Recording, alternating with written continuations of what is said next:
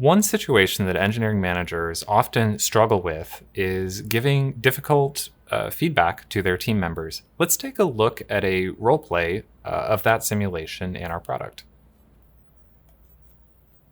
Hey Milo, how's it Hey, how going? are you? I'm doing well. How are you?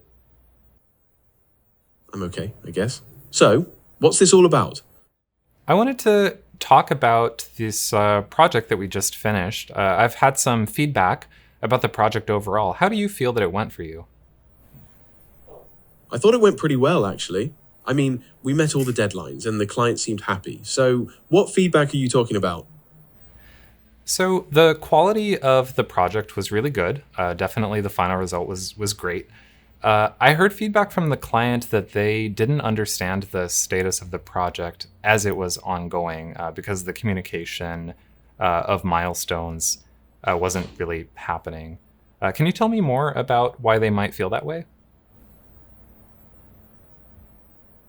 Huh? That's surprising. I thought I was pretty clear with my updates. Like, I sent out those weekly emails and even had a few calls with them. So, it's kind of confusing to hear that they felt out of the loop. What's that about? Well, that's what I'm trying to understand from this conversation. Remember that their perception may not be the same as yours, but I really want to debug where that discrepancy might be coming from.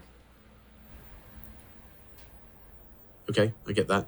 But, I mean, I don't see you giving this kind of feedback to others. How come I'm the only one hearing it this way? I'm actually having conversations about how the project has gone with every member on the team.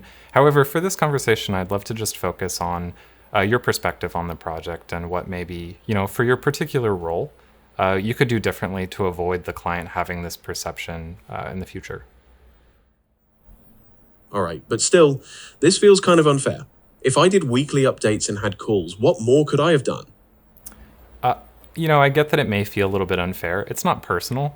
The important thing is that we really want to make sure that our communication is there so that the client understands where the project is at all times. Okay, but honestly, it feels like I'm being singled out. I mean, if I did everything by the book, what could I have possibly missed? Well, let's talk about it. What ideas do you have for maybe avoiding this perception in the future? Maybe we could set up more frequent check ins or even use a dashboard for them to see progress in real time. But honestly, I still think I was doing a good job with what we had. I think those are great ideas for us to get started with. All right, and let's end the conversation there. We're going to go ahead and submit to see what Cosmo has to say about that difficult feedback conversation. And Cosmo gives some feedback, highlights having positive feedback with areas of improvement, talking about how to improve in the future, but also gives me the note that I tend to use a lot of filler words, like or which is true. Thanks, Cosmo.